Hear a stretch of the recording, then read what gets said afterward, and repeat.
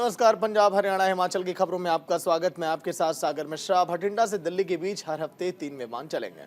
ये विमान सेवा सोमवार, बुधवार और शुक्रवार को चलेगी। जानकारी के मुताबिक बठिंडा से दिल्ली के बीच फ्लाइट की टिकट की कीमतें 1999 रुपये से शुरू होंगे। पिछले 3 साल से बठिंडा एयरपोर्ट पर विमानों का संचालन बंद था। तकरीबन 3 साल के बाद इस एयरपोर्ट को फिर से शुरू किया गया है। वहीं पंजाब के सीएम भगवंत मान ने भी ट्वीट कर जानकारी दी है। बठिंडा से दिल्ली जाने वाली एयरलाइंस जो कि हफ्ते में 3 बार फ्लाइट सर्विस देगी और हफ्ते में 3 दिन ये फ्लाइट चलेंगे।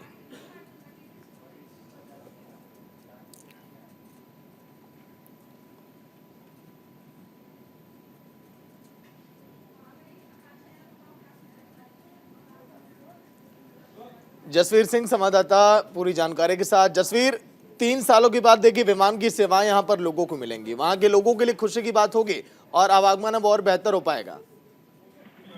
बिल्कुल, आज सीएम भगवंत मान ने आज ट्वीट कर ये बोला है कि पंजाब के मालवा क्षेत्र के लोगों को एक ये बड़ी खुशी की बात है, क्योंकि 3 साल के बाद जो बठिंडा का एयरपोर्ट है वो स्टार्ट होने जा रहा है और लगभग 3 दिन ऐसी फ्लाइट होगी जो दिल्ली से बठिंडा से दिल्ली जाएगी। और इसका जो किराया है वो 1999 रुपये रखा गया है, मात्र 2000 रुपये रखा गया है, जो कि पंजाब के लिए बहुत बड़ी बात है, क्योंकि ये बड़े लंबे समय से लोगों को इंतजार था, क्योंकि बठिंडा से दिल्ली जाने वाले बहुत से ऐसे लोग हैं जो बठिंडा से दिल्ली जाते हैं।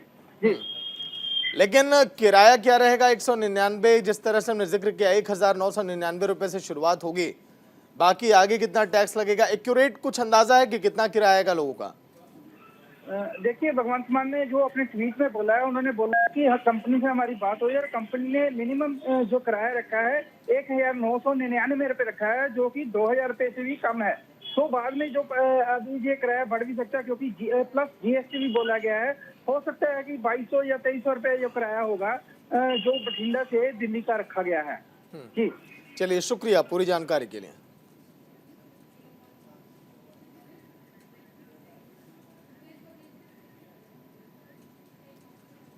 वहीं कनाडा और इंग्लैंड के बाद खालिस्तान समर्थकों ने पंजाब में भी अपनी सक्रियता दिखानी अब शुरू कर दी है।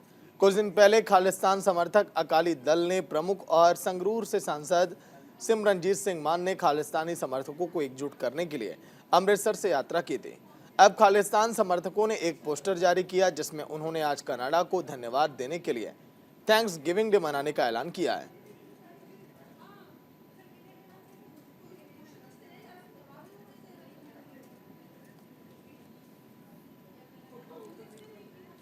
वहीं फिरोजपुर छावनी के एक नामी रेस्टोरेंट पर कैंटोनमेंट और सेहत विभाग की टीम ने एक महिला की शिकायत पर छापेमारी की।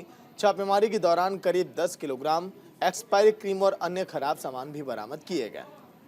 दरअसल शिकायतकर्ता महिला ऐसे रेस्टोरेंट पर पहले कुछ खरीदने आई थी, जिसके बाद उसने एक्सपायरी और खराब सामान मिलने की शिकायत यहां पर कैंटोनमेंट विभाग में की, जिसके बाद कैंटोनमेंट और सेहत विभाग की टीम ने संयुक्त छापेमारी कर अभियान चलाया और अंजाम दिया है।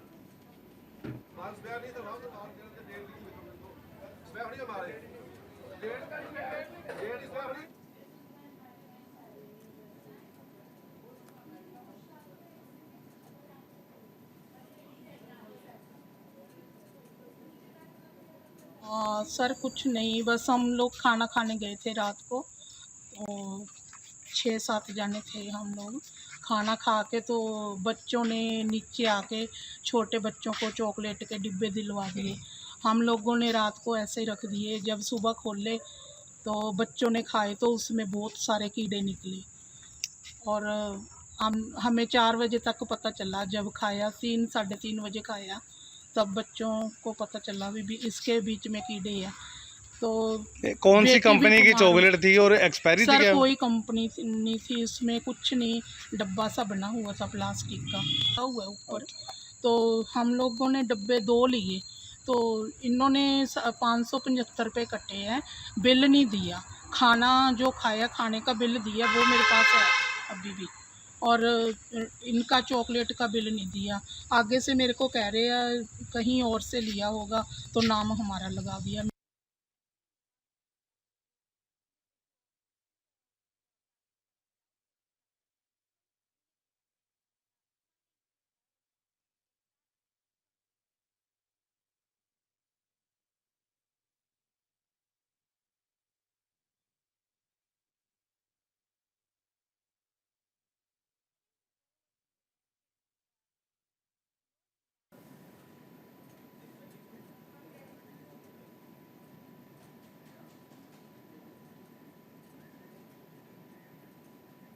वहीं पंजाब के होशियारपुर में एक दर्दनाक सड़क हादसे की खबर सामने आई। दरअसल मुकेरिया माता रानी चौक पर मोटरसाइकिल और ट्रक के बीच भीषण भिड़ंत हो गई। हादसे में मोटरसाइकिल पर सवार 2 छात्रों में से एक की मौत हो गई, जबकि दूसरा छात्र गंभीर रूप से घायल हो गया। हादसे की जानकारी देते हुए घायल लड़के के पिता पूर्व समिति सदस्य जरनैल सिंह ने बताया कि दोनों लड़के एक ही गाँव छागला के रहने वाले थे और 12वीं कक्षा में पढ़ते थे। पुलिस ने मामले में FIR दर्ज कर जांच शुरू कर दी।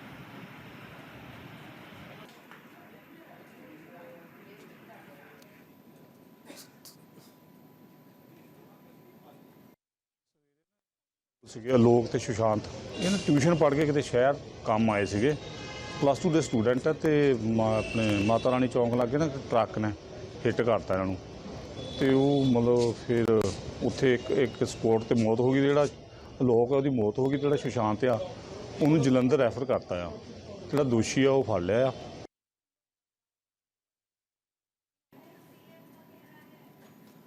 वहीं जालंधर में बीजेपी कार्यकर्ता यशपाल गई के आवास पर सिलेंडर लीकेज के कारण आग लगी। जानकारी के मुताबिक आग लगने के कारण घर में मौजूद 2 बच्चियां जिनकी उम्र 8 साल और 14 साल बताई जा रही है, उनकी मौके पर मौत हो गई। वहीं घर में मौजूद बाकी सदस्यों को गंभीर हालत में हॉस्पिटल में एडमिट किया गया।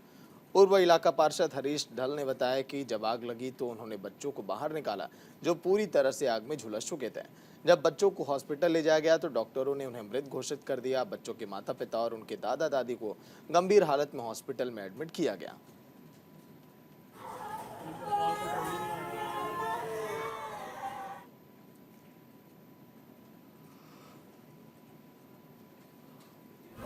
ਅਸੀਂ ਅੰਦਰ ਉਹਨਾਂ ਦੀ ਬਿਲਡਿੰਗ ਲੌਕ ਕੀਤੀ ਹੈ, ਗੇਟ ਬੰਦ ਹੈ ਜੀ। ਅਸੀਂ ਅੰਦਰ ਨਹੀਂ ਗਏ ਜੀ। ਉਹ ਕਹਿ ਗਿਆ ਕਿ ਅੰਦਰ ਜਿਹੜੀ ਹੈ ਫ੍ਰਿਜ ਪਈ ਸੀ, ਫ੍ਰਿਜ ਦਾ ਸਿਲੰਡਰ ਫਟਿਆ ਜੀ। ਫ੍ਰਿਜ ਦੇ ਨਾਲ ਜਿਹੜਾ ਸਿਲੰਡਰ ਹੁੰਦਾ ਉਹਦੀ ਗੈਸ ਸਰਕਾਰੀ ਪਹਿਲੀ ਕਹਿੰਦੇ ਅੰਦਰ ਨਾ ਜਾਓ, ਸਾਨੂੰ ਕਹਿ ਗਏ ਆ। ਬਾਕੀ ਸਾਨੂੰ ਇਹ ਪਹੁੰਚੇ ਇਨਫੋਰਮੇਸ਼ਨ ਲੈ ਰਹੇ ਆ ਜੀ। ਜੋ ਵੀ ਜਾਨੀ ਨੁਕਸਾਨ ਕਿੰਨਾ ਕੁ ਹੋਇਆ? ਅਜੇ ਸਾਨੂੰ ਬਾਹਰੋਂ ਪਤਾ ਲੱਗਾ ਕਿ 2 ਬੱਚੇ ਸੀ ਉਹ ਐਕਸਪਾਇਰ ਹੋ ਗਏ। 2 ਬੱਚੇ 2 ਸਰ ਕਿੰਨੇ ਜਣੇ ਝੁਲਸੇ ਆ ਜੀ? 5 ਜਣੇ ਟੋਟਲ ਹੋਏ ਸੀ। तो जसवीर पूरी जानकारी के साथ लाइव जुड़े हुए हैं। जसवीर, फिलहाल इस समय क्या कुछ लोग घायल भी हैं? क्योंकि देखिए घर में कई लोग उस वक्त मौजूद थे जिनकी देखिए हालांकि 2 लोगों की मौत भी हो गई। पूरी जानकारी खबर को लेकर जसवीर। आपको ताजा स्थिति बता दूं, अब लगभग 5 जो जने उनकी डेथ हो चुकी है। आपको बता दें कि कल रात जो वर्ल्ड कप का मैच हो रहा था तो सारा परिवार एक ही जगह पे बैठ के वर्ल्ड कप का मैच देख रहे थे। और जो निचली स्टेज पे पता चला है कि जो फ्रिज का जो सिलेंडर फटा है यहाँ फ्रिज के क्योंकि फ्रिज की जो स्थिति देखी गई वो बिल्कुल फट चुका था, जिससे ये अंदाजा लगाया जा रहा है कि फ्रिज की वजह से सिलेंडर को आग लगी। और आग लगने की वजह से परिवार में जितने भी अंदर मेंबर थे सब झुलस गए। और एक मेंबर जो बच्चों की दादी बताई जाती है वो बाहर बैठी थी, जिसने बाद में ये सारा रोला डाला और लोगों को बुलाया। पर जब तक फायर ब्रिगेड वहां पे पहुंची तब तक बहुत देर हो चुकी थी। जितने भी परिवार के अंदर मेंबर थे वो सारे जुल चुके थे। और ताजा स्थिति आपको बता दें कि लगभग 5 जो घर के मेंबर हैं उनकी यहाँ पे डेथ हो चुकी है और 2 बंदे अभी भी घायल बताए जा रहे हैं। जी सर। लेकिन क्या फिलहाल किसी मुआवजे का ऐलान किया गया? क्या कोई राहत मदद के लिए वहां पर कोई पहुंचा अभी? बिल्कुल, राहत के लिए फायर ब्रिगेड की गाड़ी पहुंच चुकी थी और प्रशासन भी पहुंच चुका था। पर अभी तक ये जांच चल रही है कि ये मामला होया कैसे और आग कैसे लगी। जो इनिशियली स्टेज थी उसमें ये पता चला है कि शायद कोई इलेक्ट्रॉनिक डिवाइस यहाँ फ्रिज की शॉर्ट सर्किट होया होगा या उसका सिलेंडर फटा होगा, क्योंकि फ्रिज बिल्कुल बुरी तरह टूटा पड़ा है और उसके बाद वो सिलेंडर को आग लगी है। तो अभी तक कोई मुआवजे का किसी ने कोई ऐलान नहीं किया, क्योंकि अभी ये जांच में पता नहीं लग पाया कि ये कारण क्या हुआ आग लगने का। चलिए, शुक्रिया जसवीर पूरी जानकारी के लिए। वहीं लुधियाना की 11वीं कक्षा की छात्र तनिष्प्रीत सिंह न सिर्फ वेस्ट का इस्तेमाल करके बल्कि खुद से प्लेन भी बनाते हैं, बल्कि उन प्लेन्स को आसमान में उड़ाते भी हैं। मात्र 6ठी कक्षा से प्लेन के निर्माण को लेकर शुरू हुआ उनका आकर्षण अब धीरे धीरे हुनर का रूप लेता जा रहा है। अपने इस असाधारण प्रतिभा की बदौलत तनिष्प्रीत राष्ट्रीय स्तर पर होने वाली प्रतियोगिता में भी हिस्सा ले चुके हैं। तनिष्प्रीत बताते हैं कि बचपन से उन्हें लेटेस्ट टेक्नोलॉजी सीखने का शौक रहा और इसी शौक के चलते उन्होंने यूट्यूब से वीडियो देखकर 6ठी कक्षा में ही प्लेन बनाना शुरू कर दिया था।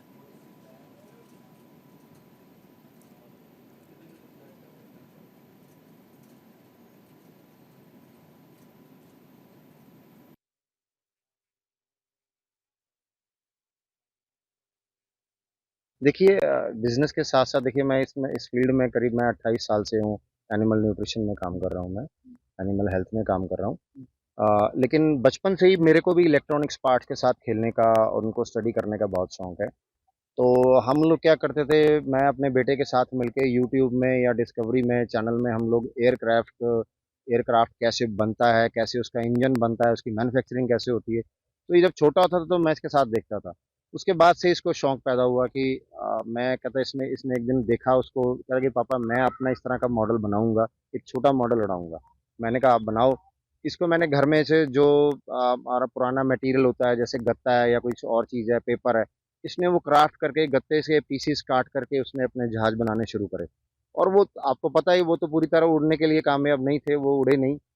तो धीरे-धीरे इसने एक दिन ऐसा मतलब इसने कमाल किया है, इसने थर्मोकोल से पूरा सटीक मॉडल इसने तैयार किया और उसको वैसे ही ग्लाइड किया तो वो बहुत अच्छा से फ्लाई किया। वहीं हिसार के चौधरी चरण सिंह कृषि विश्वविद्यालय में कृषि विकास मेले की शुरुआत हो चुकी है। मेले का उद्घाटन उपराष्ट्रपति जगदीप धनखड़ और उनकी पत्नी डॉक्टर सुदेश धनखड़ ने किया।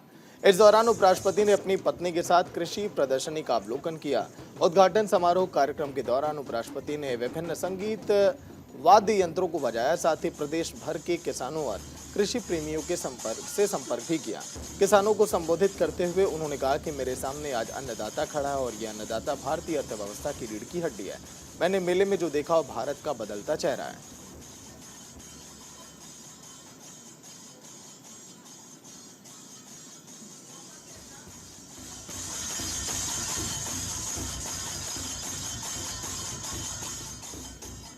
हिसार में कृषि विकास मेले का शुभारंभ जहां पर चौधरी चरण सिंह कृषि विश्वविद्यालय में मेले का आयोजन किया गया। उपराष्ट्रपति जगदीप धनखड़ मेले का उद्घाटन करने पहुंचे और वहां पर उन्होंने कहा कि मैं किसानों को अपने बीच पाकर बहुत खुश हूं, क्योंकि यही किसान देश के अन्नदाता हैं। देखिए कार्यक्रमों के बीच भी जिस तरह से उपराष्ट्रपति पहुंचे उन्होंने पूरा इसका लुत्फ उठाया और जो वहां पर वाद्य यंत्र थे उनको भी जगदीप धनखड़ ने कुछ इसी अंदाज में बजाया।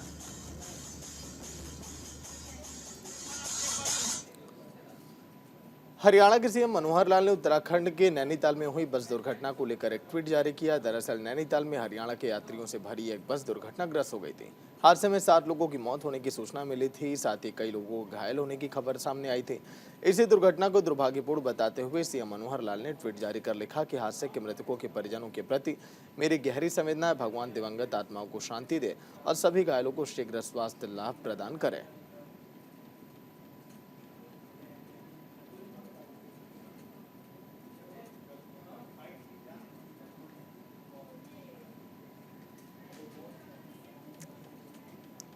कैबिनेट मंत्री कंवरपाल गुर्जर ने यमुनानगर मीडिया से बातचीत करते हुए एशियन गेम्स में भारत के खिलाड़ियों के शानदार प्रदर्शन पर उन्हें बधाई दी। उन्होंने कहा कि भारत के खिलाड़ियों ने एशियाई गेम्स में शानदार प्रदर्शन कर पूरी दुनिया में भारत की धाक जमा दी। उनकी मेहनत से आज पूरे देश का सिर गर्व से ऊंचा हो गया। वहीं उन्होंने हरियाणा के खिलाड़ियों को भी बधाई देते हुए कहा कि हरियाणा पहले ही खेलों के मामले में बहुत अच्छा कर रहा है और हरियाणा के खिलाड़ियों ने भी अन्य भारतीय खिलाड़ियों की तरह एशियन गेम्स में शानदार प्रदर्शन किया है।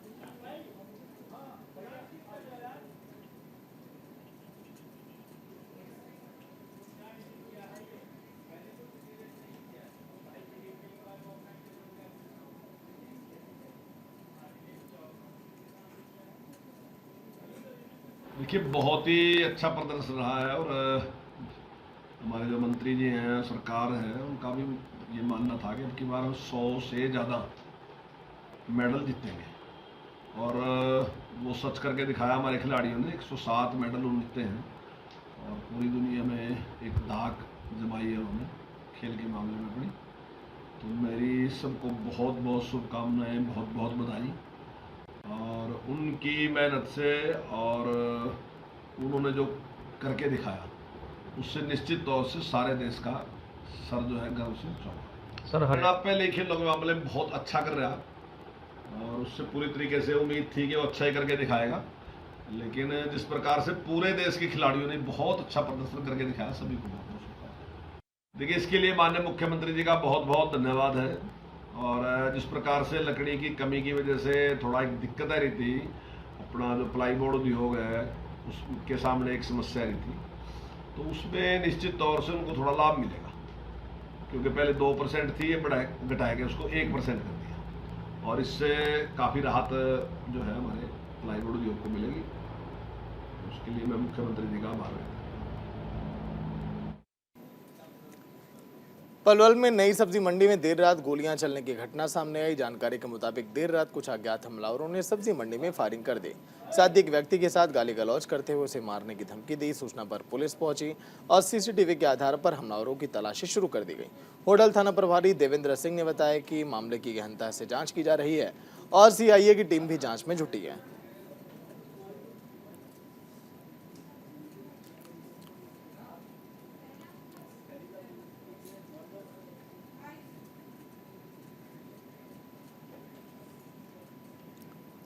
बटाला के धर्मपुरा इलाके में ज्वेलरी व्यापारी के घर के बाहर नकाबपोश बदमाशों ने ताबड़तोड़ फायरिंग की और सभी बदमाश घटनास्थल से फरार हो गए।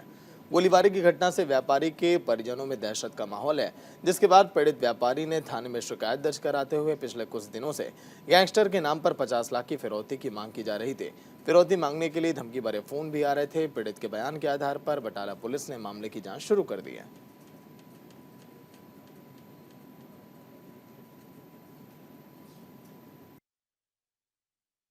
ਅਸੀਂ ਤੇ ਜਦੋਂ ਰਾਤੀ ਗੋਲੀਆਂ ਚੱਲੀਆਂ ਮਤਲਬ ਕਿ ਤੁਸੀਂ ਦੱਸ ਨਹੀਂ ਸਕਦੇ ਸਾਡੀ ਕੀ ਸਿਚੁਏਸ਼ਨ ਸੀਗੀ ਕਿ ਜਦੋਂ ਫਰਸਟ ਕਾਲ ਆਈ ਸਭ ਨੇ ਕਿਹਾ ਕਿ ਫੇਕ ਹੋ ਸਕਦਾ, ਕੋਈ ਸ਼ਰਾਰਤ ਹੋ ਸਕਦੀ ਹੈ, ਪਰ ਜਿਸ ਦਿਨ ਸੈਕਿੰਡ ਕਾਲ ਆਈ ਉਸ ਦਿਨ ਵੀ ਸਾਨੂੰ ਬਹੁਤ ਹੀ ਜ਼ਿਆਦਾ ਡਰ ਲੱਗਿਆ।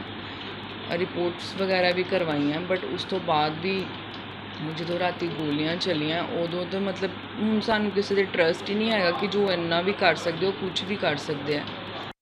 ਕੱਲ ਰਾਤ ਨੂੰ ਕੋਈ ਅਣਪਛਾਤੇ 3 ਬੰਦੇ ਮੋਟਰਸਾਈਕਲ ਤੇ ਆਏ ਨੇ ਤੇ ਗੇਟ ਦੇ ਉੱਪਰ ਫਾਇਰਿੰਗ ਕਰਕੇ ਗੋਲੀਆਂ ਮਾਰ ਕੇ ਤੇ ਚਲੇ ਗਏ ਨੇ। ਮੈਨੂੰ WhatsApp ਕਾਲਿੰਗ ਆਈ ਸੀ। ਹਾਂਜੀ, ਔਰ ਮਤਲਬ ਬਾਹਰ ਦਾ ਹੀ ਨੰਬਰ ਹੁੰਦਾ +35 ਇਸ ਤਰ੍ਹਾਂ ਉਹ ਟਰੇਸ ਕਰਤੀ ਪੁਲਿਸ ਨੇ। ਤੇ ਪਹਿਲੇ ਜਿਹੜੀ ਕਾਲ ਸੀ ਉਹ ਸਾਊਥ ਅਫਰੀਕਾ ਦੀ ਉਹਨਾਂ ਨੇ ਦੱਸੀ ਪੁਲਿਸ ਨੇ, ਔਰ ਜਿਹੜੀ ਸੈਕਿੰਡ ਕਾਲ ਦੱਸੀ ਹੈ ਉਹ ਮੈਨੂੰ ਦੱਸੀ ਕਿ ਆਸਟ੍ਰੇਲੀਆ ਤੋਂ। ਹਾਂਜੀ, ਇਹ ਰਾਤ ਇੱਕ ਸਾਡੇ ਨੋਟਿਸ 'ਚ ਆਈ ਹੈ ਗੱਲ, ਨਵੀਨ ਲੋਥਰਾ ਹੈਗੇ ਆ, ਉਹਨਾਂ ਦੇ ਘਰ ਦੇ ਉੱਤੇ ਫਾਇਰਿੰਗ 3 ਬੰਦਿਆਂ ਨੇ ਕੀਤੀ ਹੈ। ਉਹਦੇ ਮੁਤਲਕ ਸਾਡੀਆਂ ਟੀਮਾਂ ਅਸੀਂ ਬਣਾਤੀਆਂ, ਉਹਨਾਂ ਦੀ CCTV ਕੈਮਰੇ ਦੀ ਵੀਡੀਓ ਸਾਡੇ ਕਲਿੱਪ ਆ ਗਿਆ, ਉਹਦੇ 'ਤੇ ਸਾਡੀ ਇਨਵੈਸਟੀਗੇਸ਼ਨ ਚੱਲ ਰਹੀ ਹੈ। ਉਹਨਾਂ ਨੂੰ ਇੱਕ ਪਰਚਾ ਰਜਿਸਟਰ ਆ, ਜਿਹਦੇ ਸੰਬੰਧੀ ਅਸੀਂ ਉਹਨਾਂ ਦੀ ਸਿਕਿਉਰਿਟੀ ਲਈ ਗਨਮੈਨ ਵੀ ਦਿੱਤਾ ਹੈ। ਅਤੇ ਸਾਡਾ ਅਸੀਂ ਪੂਰਾ ਤੁਹਾਡੇ ਨਾਲ ਇੱਕ ਨੋਟਿਸ ਜ਼ਿਆਦਾ ਵੀ ਟੋਟਲ ਅਸੀਂ 15 ਬੀਟ ਦੇ ਵਿੱਚ ਵੰਡਿਆ ਇਹਨੂੰ ਸ਼ਹਿਰ ਨੂੰ।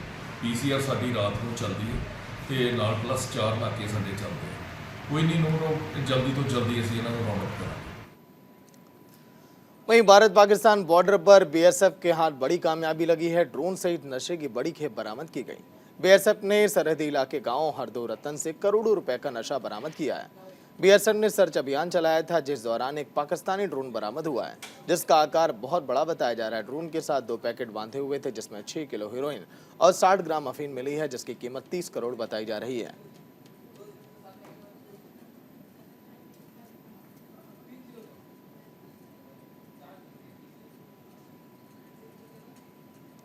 चलिए इसी के साथ PHH पे इतना ही। देखते रहिए न्यूज़ इंडिया। नमस्कार।